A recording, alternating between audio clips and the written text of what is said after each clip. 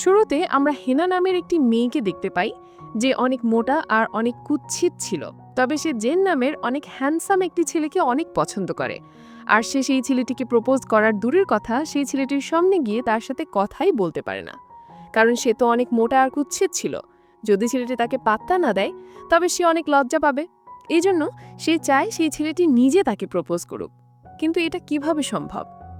এর জন্য সে একটি ভণ্ড জ্যোতিষী বাবার কাছে এসেছে, যাতে এই জ্যোতিষী কোনো একটা তাবিজ কবজ করে সে জেন নামের ছেলেটিকে তার প্রতি দুর্বল করে দেয়। এখানে জ্যোতিষী তাকে বলেছিল, তুমি গত সপ্তাহে এখানে এসেছিলে, আমি তো তোমাকে বলেছি কোনোভাবেই এই ছেলেটিকে তোমার প্রতি দুর্বল করা সম্ভব না। এরপরও হ্যানা তাকে অনেক রিকোয়েস্ট করে যে দেখুন কিছু করা যায় কিনা, আমি আপনাকে অনেক টাকা দিব। তারপরে জ্যোতিষী হুদাই ভণ্ডামি করে একটা মন্ত্র লিখে দেয় আর বলে প্রত্যেকবার পানি খাওয়ার আগে আর হিসু করতে যাওয়ার আগে এই মন্ত্রটা পড়ে নিতে, তাহলে ওই ছেলেটির মনে তোমার জন্য কোনো কিছু ফিল হতে পারে। জ্যোতিষী হেনাকে সাহায্য করার জন্য হেনা খুশি হয়ে মাথা নিচু করে তাকে ধন্যবাদ জানাতে যায়। কিন্তু এটা করতে গিয়ে সে হঠাৎ নিজের ওজনের কারণে জ্যোতিষীর টেবিলের ওপর পড়ে যায়, আর এই জন্য জ্যোতিষীর মুখে লাল রং লেগে যায় আর তার সব কিছু লণ্ডভণ্ড হয়ে যায়। এর জন্য জ্যোতিষী রেগেমেগে বলে, উফ, তোর দ্বারা কিচ্ছু হবে না। এর পরের দৃশ্যে দেখা যায় হেনা একজন ব্যাকস্টেজ সিঙ্গার। ব্যাকস্টেজ সিঙ্গার মানে হচ্ছে স্টেজে উঠে খুব সুন্দরী কোনো মেয়ে গান গাইবে আর পেছন থেকে পর্দার আড়ালে হেনা তার গানে কণ্ঠ দিবে। সোজা কথায় স্টেজের মেয়েটি শুধুমাত্র ঠোঁট মেলাবে আর হেনা পর্দার আড়াল থেকে গানটা গাইবে। মানে হেনা দেখতে মোটা হলেও তার কণ্ঠ অনেক সুন্দর ছিল। তবে হেনার কোনো বয়ফ্রেন্ড ছিল না, কোনো ছেলে তাকে পাত্তা দিত না, আর এই জন্য সে বিভিন্ন রং নাম্বারে ফোন দিয়ে বিভিন্ন ছেলেদেরকে নিজের কষ্টের কথাগুলো বলতো। আর ছেলেরা ফোনের অপর পাশ থেকে হেনার সুন্দর কণ্ঠ শুনে ভাবত সে না জানি কত সুন্দর একটি মেয়ের সাথে কথা বলছে। যাই হোক, যার ব্যাকস্টেজ সিঙ্গার হিসেবে কাজ করে তার নাম হচ্ছে এমি। সে কোরিয়ার অনেক জনপ্রিয় একজন সেলিব্রিটি ছিল। এমি যে মিউজিক কোম্পানির সাথে কাজ করত, সেই মিউজিক কোম্পানির লোকেরা স্টেজে এমিকে দিয়ে পারফর্ম করাতো আর ব্যাকস্টেজে হেনাকে দিয়ে গান করাতো, কারণ এদের গলা খুব একটা সুন্দর ছিল না। আর এই মিউজিক কোম্পানির মালিকের ছেলে হচ্ছে আর কেউ নয়, সে আমাদের হেনার ক্রাশ জেন। তো আজকে যে এখানে পারফর্ম হচ্ছিল, এখানে পেছন থেকে হেনা গান গাচ্ছিল আর গানটা অনেক রোমান্টিক ছিল। আর তখন স্ক্রিনে হেনা তার ক্রাশ, তার ভালোবাসার মানুষ জেনকে দেখতে পাচ্ছিল। জেনকে দেখে আর রোমান্টিক গান গাইতে গাইতে তার মনে এমনই রং লাগে যে সে ব্যাকস্টেজে জেনকে ফিল করে নাচতে শুরু করে। আর তার ওজন অনেক বেশি হওয়ায় এজন্য সে নাচার সময় সে ব্যাকস্টেজ ভেঙে নিচে পড়ে যায়। এজন্য তার গান গাওয়া বন্ধ হয়ে যায়। আর স্টেজে তখন এমি বিপদে পড়ে যায়, কারণ তার তো গলা সুন্দর না, সে তো গান গাইতে পারবে না। জেন তখন তাড়াতাড়ি করে অ্যাম্পলিফায়ার উল্টোপাল্টা করে ফেলে, যাতে স্পিকার দিয়ে উল্টোপাল্টা সুর বের হয় আর দর্শকরা মনে করে কোথাও একটা সমস্যা হয়েছে। তখনই হেনা নিচ থেকেই মাইক নিয়ে গান গাইতে শুরু করে, যার কারণে আবার সবকিছু ঠিক হয়ে যায় আর শেষ পর্যন্ত কনসার্টটা ভালোভাবেই শেষ হয়। তো কনসার্টটা শেষ হওয়ার পর সবাই কোম্পানির মালিকের ছেলে জেনকে গুড ফিডব্যাক জানাচ্ছিল। আর তারপর জেন হেনার দিকে এগিয়ে এসে তাকে জড়িয়ে ধরে তাকে ধন্যবাদ জানায়। এরপর জেন তাকে জিজ্ঞেস করে, তুমি কি ঠিক আছো? ব্যথা পাওনি তো? হেনা তখন হাসি মুখে বলে, হ্যাঁ, আমি একদম ঠিক আছে। জেন তার সাথে এমন সুন্দর ব্যবহার করার জন্য হেনা অনেক খুশি হয়ে যায়, কারণ এই প্রথমবার তার পছন্দের মানুষ জেন তাকে জড়িয়ে ধরেছে এবং সে তার সাথে এত সুন্দর করে কথা বলেছে। কিন্তু এই ব্যাপারটির জন্য এমি নামের যে মেয়েটি ছিল সে অনেক রেগে যায়, কারণ এমির জেনের সাথে প্রেমের সম্পর্ক ছিল। তারপর এমি হেনার কাছে গিয়ে জিজ্ঞেস করে, তুমি কিনা স্টেজের পেছন থেকে লাফালাফি শুরু করেছিলে, স্টেজ ভেঙে ফেলেছো নাকি? তোমার ওজনটা এত বেশি, এটা কি ভুলে যাও? এখানে এমি তাকে অনেক ইনসাল্ট করে কথা বলছিল, কারণ জেন তাকে জড়িয়ে ধরার জন্য সে হেনার উপরে অনেক রেগে গিয়েছে আর হেনার মোটা শরীর নিয়ে তাকে খোঁচা মেরে কথা বলছে। এরপর দেখা যায় হেনা তার বান্ধবী লিনার সাথে গল্প করছে, আর লিনা একজন স্ট্রিট ম্যাজিশিয়ান, মানে রাস্তায় যে ম্যাজিক দেখিয়ে টাকা কামায় সেরকম আর কি। তো এখানে হেনা তার বান্ধবীকে বলছিল, জেন মনে হয় আমাকে একটু একটু পছন্দ করে, কালকে সে আমাকে জড়িয়ে ধরে ধন্যবাদ জানিয়েছে আর সে সবসময় আমার সাথে অনেক সুন্দর করে কথা বলে। তখন হেনার বান্ধবী লিনা তাকে বলে, আচ্ছা, তুমি কি ভালোবাসা মানে কি বোঝো? একটা ছেলে তোমার সাথে সুন্দর করে কথা বলো মানেই এই না যে সে তোমার প্রেমে দিওয়ানা হয়ে গেছে। সে ভদ্রতা করেও তোমার সাথে ভালো করে কথা বলতে পারে, হতে পারে সে সবার সাথেই ভালো করে কথা বলে। আর ছেলেদের পছন্দের লিস্টে সবসময় থাকে সুন্দরী মেয়েরা। তোমার মতো মেয়েরা কখনোই ছেলেদের আকর্ষণের কেন্দ্রবিন্দু হতে পারে না। এসব শুনে হেনার অনেক মন খারাপ হয়ে যায়। আর তখন সে ফ্ল্যাশব্যাকে তার কিছুদিন আগের একটা দৃশ্য দেখতে পায়। দেখা যায় সে কিছুদিন আগে রং নাম্বার একটা প্রেম করে তার সাথে দেখা করতে গিয়েছিল। কিন্তু সে যখন ছেলেটির সাথে দেখা করেছিল তখন ছেলেটি তাকে দেখে অপছন্দ করেছিল, কারণ সে ছেলেটি ফোনে তার সুন্দর কণ্ঠ শুনে ধরেই নিয়েছিল হেনা অনেক সুন্দরী হবে।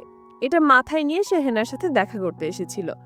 কিন্তু হেনার সাথে দেখা করতে এসে সে টাসকি খেয়ে যায়, কারণ সে হেনাকে যেমন ভেবেছিল হেনা ঠিক তার উল্টো ছিল। এই জন্য সে হেনার সাথে ব্রেকআপ করে সেখান থেকে চলে গিয়েছিল। এরপর বাসায় এসে হেনার অনেক মন খারাপ ছিল। সে নিজের মোটা শরীর নিয়ে অনেক চিন্তিত ছিল, কারণ সে মোটার জন্য কেউ তাকে পছন্দ করছিল না। এই জন্য সে তখন ঠিক করেছিল তাকে যেভাবেই হোক তার ওজন কমিয়ে তাকে স্লিম হতে হবে। এই জন্য সে নিজের খাওয়া দাওয়া অফ করে দিয়েছিল, যাতে সে নিজের ওজন কমাতে পারে। আর সে ওজন কমানোর অনেকগুলো ওষুধ একসাথে খেয়ে নেয়, যাতে তাড়াতাড়ি তার ওজন কমে যায়। কিন্তু এতে যেটা হয় সেটা হচ্ছে এটার কারণে সে অনেক অসুস্থ হয়ে যায়। এজন্য হেনাকে হসপিটালে নেয়ার জন্য তার বাসার সামনে অ্যাম্বুলেন্স নিয়ে আসা হয়। কিন্তু এখানে আবার আরেক সমস্যা হয়ে যায়। হেনার ওজন এত বেশি ছিল যে তাকে অ্যাম্বুলেন্সের গাড়িতে ওঠানো যাচ্ছিল না। যাই হোক, এরপর আবার স্টোরি বর্তমানে ফিরে আসে, যেখান থেকে হেনা তার অতীতগুলো মনে করছিল। তারপর সে তার বান্ধবীর সাথে একটা শপিং মলের সামনে দাঁড়িয়েছিল, আর এখানে হেনা অনেক সুন্দর একটা ড্রেসের দিকে তাকিয়ে থাকে আর নিজের মনে মনে ভাবে এত সুন্দর ড্রেসটি যদি সে পরতে পারতো। কিন্তু পরক্ষণে সে নিজের শরীরের দিকে তাকায়, তখন সে নিজের কাছে অনেক লজ্জা পেয়ে যায়।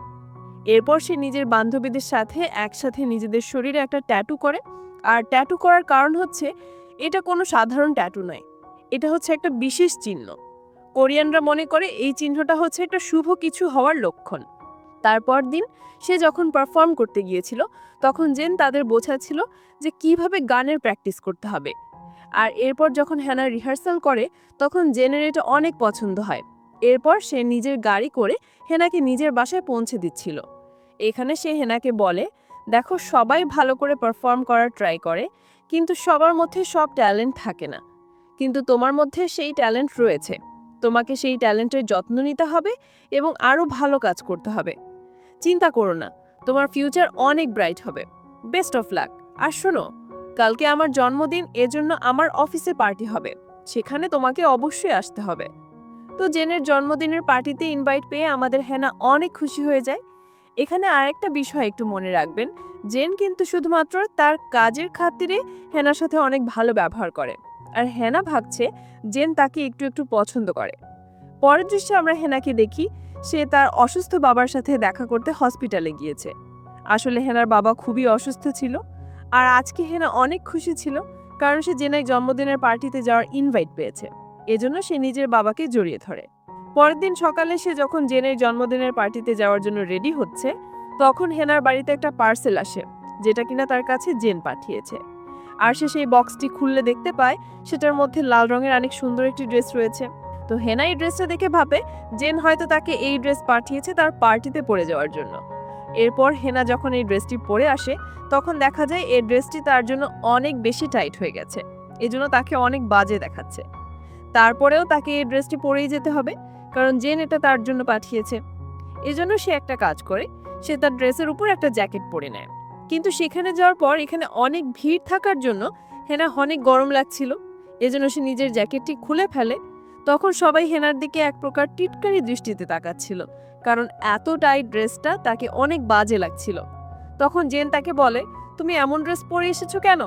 হেনা তখন বলে, কি বলছেন, আপনি তো আমাকে এই ড্রেস পাঠিয়েছেন আর এটা পার্টিতে পরে আসতে বলেছেন। এটা শুনে জেন তাকে বলে, কই, আমি তো তোমাকে কোনো ড্রেস পাঠাইনি, আর কে তোমাকে এই ড্রেস পরে আসতে বলেছে?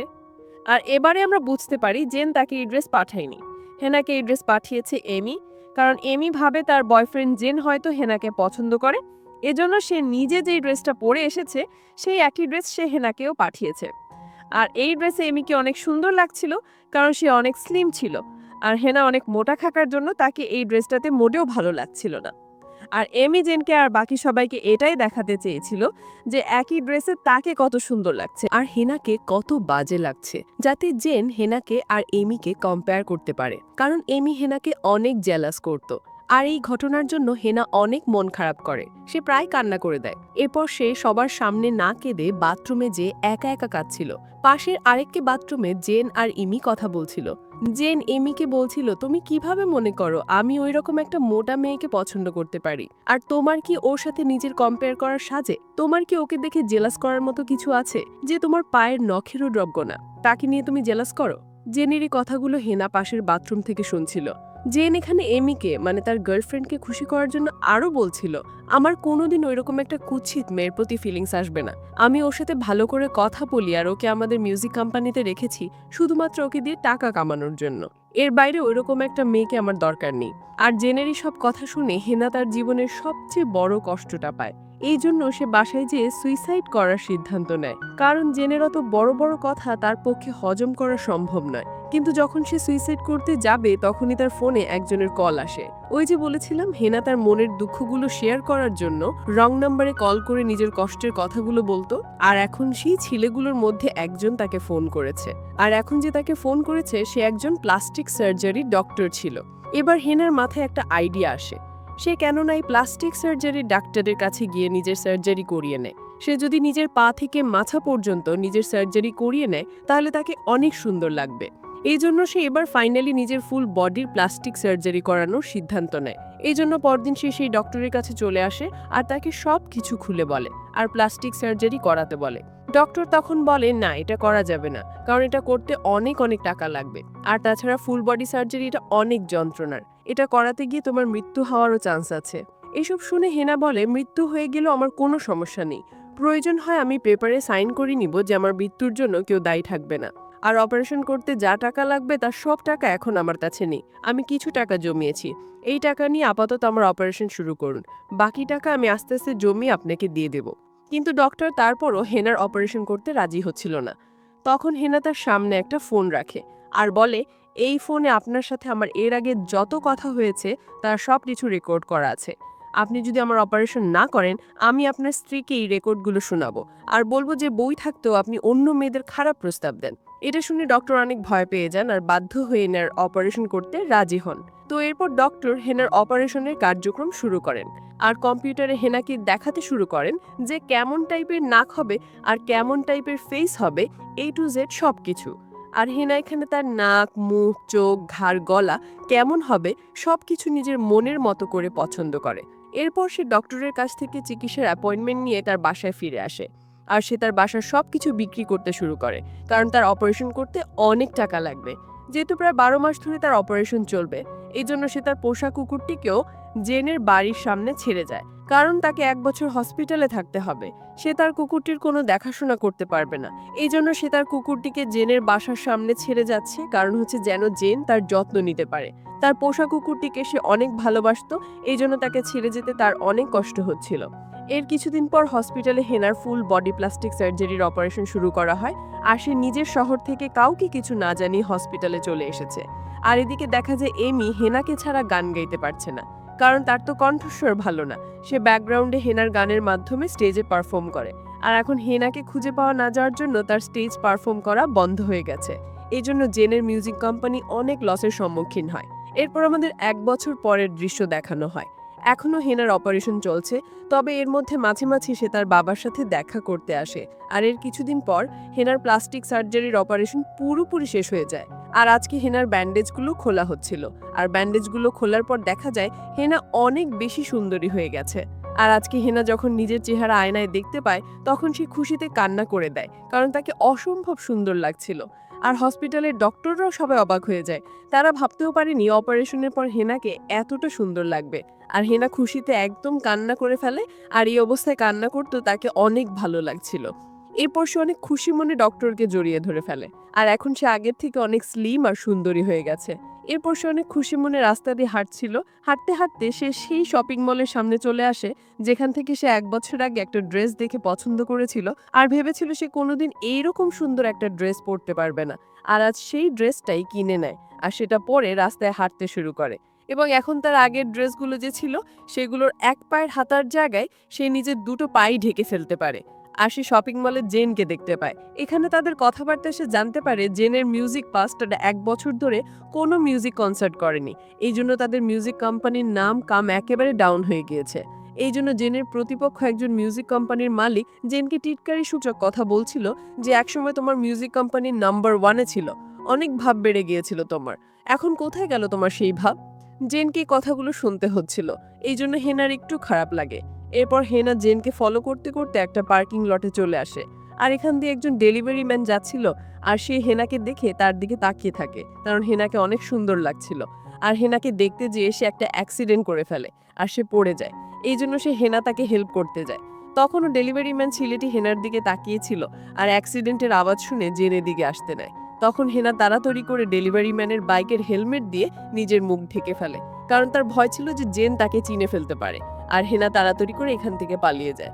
তবে এখানে একটা ব্যাপার হচ্ছে, জেন হেনার ফেস দেখতে পায়নি, কিন্তু সে হেনার কণ্ঠ শুনেছে। এর পরের দৃশ্যে দেখা যায় হেনা অনেক খুশি মনে গাড়ি চালাচ্ছে, কারণ একে তো তাকে অনেক সুন্দর লাগছে, তার উপর এতদিন পর সে নিজের প্রিয় মানুষটাকে দেখতে পেয়েছে। কিন্তু প্রচন্ড এক্সাইটমেন্টে গাড়ি চালানোর সময় সে ভুল করে আরেকটা গাড়ির সাথে অ্যাক্সিডেন্ট করে ফেলে। এই জন্য সেই গাড়ির মালিক ছুটে হেনার সাথে ঝগড়া করতে যায়, কিন্তু যখন সে হেনার সুন্দর চেহারা দেখে তখন সে বলে, আপনি কি ঠিক আছেন? তখন এখানে ট্রাফিক পুলিশ চলে আসে, আর তিনি এসে হেনার কাছে তার ড্রাইভিং লাইসেন্স দেখতে চান। হেনা এখানে যে ড্রাইভিং লাইসেন্সটি দেখায়, সেই ড্রাইভিং লাইসেন্সে হেনার যে ছবি ছিল সেই ছবির সাথে তার এখনকার চেহারা মিল ছিল না। এই জন্য তাকে থানায় নিয়ে আসা হয়। এখানে হেনা পুলিশদের বলে, এই ছবির মেয়েটি আমি। আগে আমি অনেক মোটা ছিলাম, এখন আমি স্লিম হয়েছি, এই জন্য আপনারা আমাকে চিনতে পারছেন না। সত্যি কথা বলতে এই ছবির মেয়েটি আমি। পুলিশরা বলে, আচ্ছা আমরা আপনার কথা বিশ্বাস করতে পারছি না। আচ্ছা আপনি কি কোনোভাবে প্রমাণ করতে পারেন যে এই ছবির মেয়েটি আপনি? তাহলে আমরা আপনাকে ছেড়ে দেব। হেনা তখন তার বান্ধবী লিনাকে থানায় আসতে বলে, যাতে সে তাকে জাস্টিফাই করতে পারে। কিন্তু এখানে এসে সে অন্য একটি মোটা মেয়েকে জড়িয়ে ধরে হেনা হেনা বলে কাঁদছিল, আর বলছিল, এই 1 বছর ধরে কোথায় ছিলে তুমি? 1 বছরে ঠিকমতো খেতে টেতে পাওনি, তাই না? এই জন্য তোমার শরীর অনেক শুকিয়ে গেছে, আর তোমার চেহারা অনেক পাল্টে গেছে, তোমাকে চেনাই যাচ্ছে না। হেনা তখন লিনাকে বলে, আরে গাধি মেয়ে, ওইটা আমি না, এইটা আমি, আমার দিকে তাকাও। লিনা তার বান্ধবীকে দেখে তো টাসকি খেয়ে যায়, সে কোনোভাবেই বিশ্বাস করতে পারে না যে তার বান্ধবী এত সুন্দর আর এত স্লিম হতে পারে। এই জন্য হেনা নিজেকে প্রমাণ করার জন্য শেষ পর্যন্ত যেটা করে সেটা হচ্ছে ওই যে সে তার বান্ধবীর সাথে ট্যাটু শপে গিয়ে নিজেদের শরীরে একটা বিশেষ চিহ্ন এঁকেছিল, সে সেটা বের করে লিনাকে দেখায়, আর বলে, এবার কি আমাকে চিনতে পেরেছো? গাধি মেয়ে, আমি হেনা। আর এবার হেনার বান্ধবী বড় ধরনের একটা ঝটকা খায়, আর তার বান্ধবীকে চিনতে পারে। আর এরপর সে হেনাকে পুলিশের হাত থেকে বাঁচিয়ে তার সাথে নিয়ে যায়। এরপর দেখা যায় হেনা আর তার বান্ধবী লিনা একটা রেস্টুরেন্টে গিয়েছে। এখানে হেনার বান্ধবী লিনা তাকে বলছিল, তুমি এতদিন কোথায় ছিলে? তুমি জানো তুমি হারিয়ে যাওয়ার পর জেন তোমাকে কত খুঁজেছে? এমনকি তার মিউজিক কোম্পানিটাও তোমার অনুপস্থিতিতে এখন বন্ধ হওয়ার পথে। তবে সে এখন নতুন করে অন্য অন্য সিঙ্গারদের তার মিউজিক কোম্পানিতে গান গাওয়ার জন্য প্রতিদিন অডিশন নেয়, কিন্তু কারো গান গাওয়া তার পছন্দ হয় না। এটা শুনে হেনা ভাবে সে এবার সাহস করে জেনের মিউজিক কোম্পানিতে গানের অডিশন দিতে যাবে। এতে করে জেন যদি তাকে চিনে ফেলে তাতেও তার যায় আসবে না, তবুও সে জেনের কাছাকাছি থাকতে চায়। তো এর পরদিন দেখা যায় জেনের মিউজিক স্টুডিওতে অনেক ফিমেল সিঙ্গারদের গানের অডিশন নেওয়া হচ্ছে, কিন্তু কারো গান জেনের পছন্দ হচ্ছিল না। কিন্তু এরপর যখন হেনা অডিশন দিতে আসে আর সে তার নিজের মতো করে একটা গান গায়, তখনই সেই গানটা জেনের অনেক পছন্দ হয়ে যায়। শুধু তাই নয়, সে হেনাকে তাদের মিউজিক কোম্পানির সিঙ্গার হিসেবে সিলেক্ট করে ফেলে। এরপর জেন হেনার কাছে এসে বলে, আমি কিন্তু তোমাকে ঠিকই চিনতে পেরেছি। হেনা এটা শুনে ভাবে সে বোধহয় জেনের সামনে ধরা খেয়ে গেছে। তখন সে জেনকে বলতে শুরু করে, আমাকে মাফ করে দিন স্যার, আমার আসলে আপনার থেকে নিজেকে লুকানোর কোনো নিয়ম ছিল না, আমার আসলে ভুল হয়ে গেছে স্যার। এসব বলতে বলতে সে অনেক ঘাবড়ে যাচ্ছিল। জেন তখন বলে, আরে তুমি এত নার্ভাস হচ্ছ কেন? তুমি সেদিনের সেই মেয়েটা না, যাকে আমি পার্কিং লটে দেখেছিলাম? সেদিন তোমার ফেস দেখতে না পেলেও আমি কিন্তু তোমার কণ্ঠ শুনেছিলাম। এটা শুনে হেনা কিছুটা শান্ত হয়। যাক, জেন তাহলে তাকে চিনতে পারেনি। আর এখানে হেনা জেনের কাছে তার নাম বলে, জেনি। এরপর জেনের বড় ভাই চই জেনিকে দেখে বলে, এই মেয়েটার কণ্ঠ সুন্দর হওয়ার পাশাপাশি সে দেখতেও অনেক সুন্দর। ওকে এমির জায়গায় আমাদের স্টেজ পারফর্ম হিসেবে নিয়ে নাও, কারণ সে তার চাইতেও অনেক বেশি সুন্দরী। আর এখন কিন্তু জেনের সঙ্গে এমির ব্রেকআপ হয়ে গেছে, এজন্য জেন এমির জায়গায় অন্য কাউকে রাখতে কোনো আপত্তি করে না। এটা শুনে হেনা অনেক বেশি খুশি হয়ে যায়। এরপর হেনার ফটোশুট শুরু হয় তাকে নিউ মডেল হিসাবে লঞ্চ করার জন্য। আর সেই ছবিগুলো যখন পত্রিকায় বের হয় তখন হেনার কসমেটিক সার্জারির ডাক্তার সেই ছবিগুলো কাগজে দেখতে পায়। আর এটা দেখে সে অনেক খুশি হচ্ছিল। আর অপরদিকে এমি যখন এটা জানতে পারে যে তার জায়গায় স্টেজ পারফর্ম হিসেবে অন্য একটি মেয়েকে রাখা হয়েছে, তখন সে অনেক রেগে যায়। আর সেভাবে তাকে আবার আগের জায়গায় যেতে হলে হেনাকে খুঁজে বের করতে হবে, কারণ হেনা ব্যাকগ্রাউন্ড থেকে তার গানে কণ্ঠ দিলে সে আবার স্টেজ পারফর্ম করতে পারবে। এই জন্য হেনার খোঁজ বের করার জন্য হেনার বাবার সাথে দেখা করতে তাদের বাসায় যায় আর তাকে জিজ্ঞেস করে যে আপনার মেয়ে হেনা কোথায়। ওর অনুপস্থিতিতে অন্য একটি মেয়ে উড়ে এসে জুড়ে বসে আমার জায়গা দখল করে নিয়েছে। এসব শুনে হেনার বাবা এমিকে হেনার কোনো খোঁজ দেয় না, শুধুমাত্র তিনি এমিকে এটা বলেন যে সৃষ্টিকর্তা তাকেই সেটা দেয় যে সেটার যোগ্য, আর যে যোগ্য না সে কখনো সেটা পায় না। এসব শুনে এমির মাথায় আরও আগুন ধরে যায় আর সে প্রচণ্ড রেগে এখান থেকে চলে যায়। এর পরের দৃশ্যে হেনাকে দেখা যায় সে তার ডক্টরের কাছে এসেছে। ডক্টর তাকে কিছু বিষয় সাবধান করছিল যে তোমার সৌন্দর্য সত্যিকারের সৌন্দর্য নয়, এজন্য তোমাকে সাবধানে চলাচল করতে হবে এবং তোমার শরীরে কোনো আঘাত লাগতে দেয়া যাবে না, রোদে তোমাকে 1 ঘন্টার বেশি সময় থাকা যাবে না এবং খাবারের দিকেও তোমাকে বিশেষ নজর রেখে খেতে হবে। এগুলো না মানলে তোমার সৌন্দর্য এবং শরীর দুটোই নষ্ট হয়ে যাবে। এটা শুনে হেনা নিজের ওপরে সাবধান হয়ে পরের দিন জেন হেনাকে গান রেকর্ড করার জন্য তার স্টুডিওতে ডাকে। আর এখানে জেন তাকে একটা ফুটেজ দেখিয়ে বলে তোমাকে হুবহু এই মেয়েটির মতো গান গাইতে হবে, সে অসাধারণ গান গাইতো। হেনা তখন দেখতে পায় তাকে তারই গাওয়া আগের গানগুলো শোনানো হচ্ছে। আর জেন তাকে বলে এই মেয়েটি আগে আমার কোম্পানির জন্য গান গাইতো আর সে অনেক সুন্দর করে গান গাইতো, সবাই তার গান অনেক পছন্দ করত।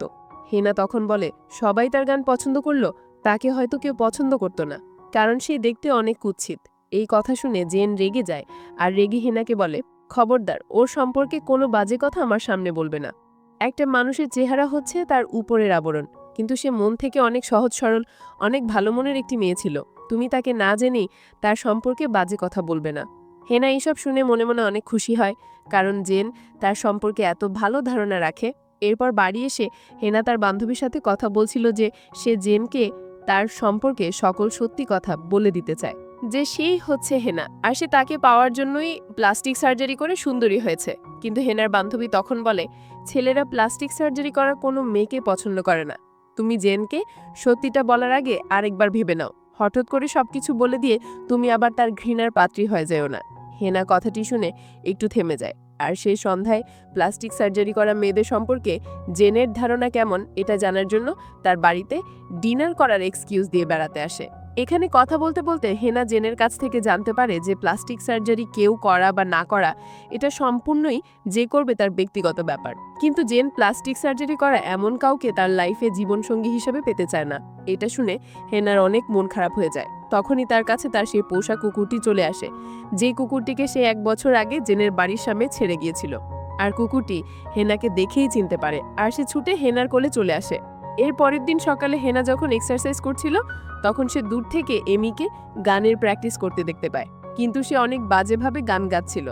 এটা দেখে হেনা তাকে বলে সবাইকে দিয়ে সবকিছু হয় না, আমার বাবাও বলতেন সৃষ্টিকর্তা তাকেই সেটা দেয় যে সেটার যোগ্য, আর যে যোগ্য না সে কখনো সেটা পায় না। এই কথাটা শুনে এমির মনে পড়ে সে যখন হেনার খোঁজ করতে হেনার বাড়িতে গিয়েছিল তখন হেনার বাবা তাকে সেম এই কথাটাই বলেছিল যে সৃষ্টিকর্তা তাকে সেটা দেয় যে সেটার যোগ্য। আর এবার এমির আর কোনো কিছুই বোঝার বাকি থাকে না যে তার পাশে যে মেয়েটি রয়েছে সে আর কেউ না, সে হচ্ছে হেনা। আর এবার এমির কাছেও এটাও পরিষ্কার হয়ে যায় যে হেনার কণ্ঠের সাথে এই মেয়েটির কণ্ঠের এত মিল কেন, কারণ হচ্ছে তারা দুইজন একই মানুষ। এর পরের দিন জেন তাদের মিউজিক কোম্পানিতে হেনার জন্য একটা বড় কনসার্টের আয়োজন করে, যেখানে হেনাকে স্টেজে গান গাইতে গাইতে ডান্স করতে হবে। প্রথমে হেনা স্টেজে উঠে গান গাইতে অনেক অপ্রস্তুত ফিল করছিল, কারণ সে কখনো এর আগে স্টেজে উঠে গান গায়নি। তারপরও জেন তাকে বুঝিয়ে স্টেজে উঠিয়ে দেয় আর তাকে বলে নিজের প্রতি বিশ্বাস রাখো, আমি জানি তুমি অনেক ভালো করবে। এরপর হেনা জেনের এই কথায় স্টেজে উঠে যায় আর স্টেজে উঠে সে তার সামনে হাজার হাজার মানুষ দেখে আরও নার্ভাস হয়ে যায়। তখন পেছন থেকে জেন তাকে গান গাওয়ার জন্য ইশারা দেয়। তখন হেনা আর কিছু না বুঝে নিজের চোখ বন্ধ করে গান গাইতে শুরু করে আর সে এখানে একটা অসাধারণ গান গায়, যার কারণে এখানে দর্শকরা হেনার এত সুন্দর কণ্ঠে গান শুনে মুগ্ধ হয়ে যায় আর তারা হাত নাড়িয়ে হেনাকে আরও ইন্সপায়ার করতে শুরু করে। আর আজকে প্রথম স্টেজে গান গেয়েই সে পুরো স্টেজ কাঁপিয়ে ফেলে, এজন্য জেন তার প্রতি অনেক খুশি হয়।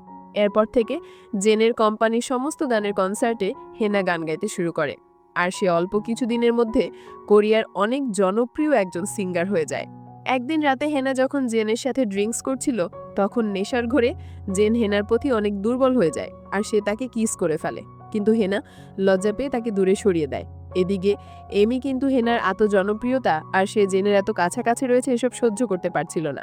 এই জন্য সে পরের দিন জেনের কাছে এসে হেনার নামে প্যাচ লাগায় আর তাকে বলে দেয়, তুমি যাকে জেনি ভাবছো সে আসলে জেনি নয়, সে হচ্ছে হেনা। এই জন্য তার কণ্ঠস্বর হেনার সাথে এত মিল। এবার জেনও বুঝতে পারে রাইট, এটাই হেনা, কারণ ওই কুকুরটাকে হেনার কাছে ছুটে যেতে দেখেই তার প্রথম সন্দেহ হয়েছিল, হেনার কুকুর হেনাকে এত আপন ভাববে কেন। পরদিন কনসার্টে এমি হেনার বাবাকে নিয়ে আসে। হেনার বাবা হেনার কাছে গিয়ে তার সাথে কথা বলতে যায়, কিন্তু এখানে জেনির সামনে হেনা তার বাবাকে না চেনার ভান করে। হেনার বাবা তবুও তার সাথে কথা বলতে যায়, কিন্তু হেনা এর জন্য খুব বাজেভাবে তার বাবাকে অপমান করে। তখন হেনার বান্ধবী লিনা তাকে বলে, তোমাকে আমার বান্ধবী পরিচয় দিতে আজ লজ্জা হচ্ছে। আমি ভাবতেই পারছি না তুমি একজনকে পাওয়ার জন্য নিজের বাবাকে এইভাবে অপমান করতে পারো। ছি, তোমার কাছ থেকে আমি এটা আশা করিনি হেনা। তখন জেন তাকে জিজ্ঞেস করে, এই লোকটি কে? হেনা তখন বলে, সে তেমন কেউ নয়, জাস্ট আমার একজন ফ্যান, আমি তাকে চিনি না। জেন তখন বলে, আমার সাথে নাটক করা বন্ধ করো, আমি জানি তুমি কে, আর নিজের বাবাকে তুমি কি করে অস্বীকার করছো। এরপর হেনা জেনের কাছে তার সব সত্যি স্বীকার করে আর বলে, আমি আপনাকে পাওয়ার জন্য এত কিছু, শুধুমাত্র আপনাকে পাওয়ার জন্য নিজের শরীরে এত কষ্ট দিয়ে আমি প্লাস্টিক সার্জারি করেছি। আমি আপনাকে অনেক ভালোবাসি, আপনি আমাকে ভুল বুঝবেন না। আর তখন জেন বলে, তুমি আর যাই বলো না কেন, আমি তোমার সম্পর্কে যা বোঝার বুঝে গেছি, আমাকে নতুন করে কিছু বলা লাগবে না। এটা বলে জেন এখান থেকে চলে যায়। আর হেনার তখন হুঁশ আসে যে সে একজন মানুষকে পাওয়ার জন্য নিজের শরীরে কত কষ্ট দিয়েছে, নিজের বাবাকে সবার সামনে অপমান করেছে, পড়ে যেতে দেখেছে। এসব ভেবে হেনার নিজের কাছে নিজের অনেক লজ্জা হয়। এই জন্য নিজের প্রতি প্রচণ্ড ঘৃণা নিয়ে হেনা কান্না করতে করতে এখান থেকে চলে যায়। এর পরের দিন জেনের টিমের সবাই বলছিল হেনাকে তাদের মিউজিক কোম্পানি থেকে বাদ দেওয়া হোক, কারণ সবাই যদি জানতে পারে যে তারা কোনো প্লাস্টিক সার্জারি সুন্দরী মেয়ে দিয়ে কনসার্ট করাচ্ছে, তাহলে তাদের মিউজিক কোম্পানির নামে বদনাম ঝরাতে পারে। আসলে এসব এমি জেনের টিম মেম্বারদের মাথায় ঢুকিয়েছে হেনাকে জেনের মিউজিক কোম্পানি থেকে সরানোর জন্য। কিন্তু জেন এরপরে এসে সবার সামনে বলে, হেনা আমাদের মিউজিক কোম্পানিতে থাকবে আর সেই স্টেজে পারফর্ম করবে। এরপর জেন হেনাকে বলে, আজ তোমাকে বেস্ট একটা পারফরমেন্স দিতে হবে, আর সেই পারফরমেন্সটা তুমি নিজের জন্য করবে, আমাকে ইমপ্রেস করার জন্য নয় বা পৃথিবীর কাউকে ইমপ্রেস করার জন্য নয়। এইখানে জেনের কথা শুনে বোঝা যায় তার মাথায় হয়তো কোনো পরিকল্পনা আছে। এরপর কনসার্ট যখন শুরু হয়, আমরা দেখি এখানে হেনার অনেক ফ্যান ফলোয়াররা এসেছে। সবাই হেনাকে অনেক সাপোর্ট করছে, কারণ ইতিমধ্যে তার অনেক ফ্যান ফলোয়ার হয়ে গেছে। আর এখানে আজকেও হেনার বাবা এসেছেন তার মেয়ের গান শুনতে, কিন্তু হেনা স্টেজে উঠে আজ কোনো গান গায় না, বরং সে মাইক নিয়ে সবার সামনে তার বাবার কাছে কাঁদতে কাঁদতে বলতে থাকে, তুমি আমাকে মাফ করে দাও বাবা, সেদিন আমার জন্য তোমাকে অপমান হতে হয়েছে, এই জন্য আমায় ক্ষমা করো। এরপর সে সকল দর্শকদের উদ্দেশ্যে বলে, আপনারা সবাই আমাকে জেনি নামে চেনেন, আসলে আমার নাম জেনি নয়, আমার রিয়েল নাম হচ্ছে হেনা, আর আমি কোনো সুন্দরী মেয়ে না, আমি আসলে খুব মোটা কুৎসিত একটি মেয়ে, আর আমি জনপ্রিয় মডেল এমির ব্যাক স্টেজে সিঙ্গার হিসেবে গান গাইতাম।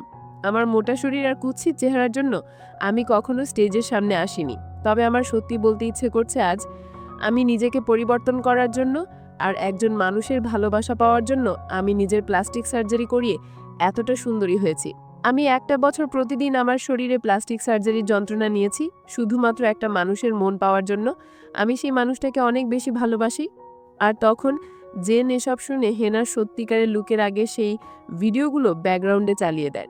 আর তখন হেনা বলে, এই মুহূর্তে পর্দায় যাকে দেখছেন সেটাই আমি ছিলাম, অনেক কুৎসিত আর অনেক মোটা। আর হেনার এই কথাগুলো শুনে দর্শকরা হেনার উপর রাগ না করে বরং সবাই অনেক ইমোশনাল হয়ে যায়। আর দর্শকরা বলতে থাকে, আমাদের কোনো সমস্যা নেই, তুমি যেমনই হও আমরা তোমাকে অনেক ভালোবাসি। এরপর সকল অডিয়েন্স হেনাকে তাদের জন্য গান গাইতে বলে। হেনা এরপর সবাইকে অনেক সুন্দর একটি গান গেয়ে শোনায়, আর সবাই হেনার গান অনেক পছন্দ করে। তারপর হেনা তার বাবার কাছে গিয়ে তাকে জড়িয়ে ধরে, আর হেনার বান্ধবী লিনা এটা দেখে তার বান্ধবীকে মাফ করে দেয়। আর এখানে সবাই অনেক খুশি ছিল। এরপর আমাদের কিছুদিন পরে দৃশ্য দেখানো হয়। দেখা যায় শহরে এখন হেনার বড় বড় পোস্টার লাগানো হয়েছে।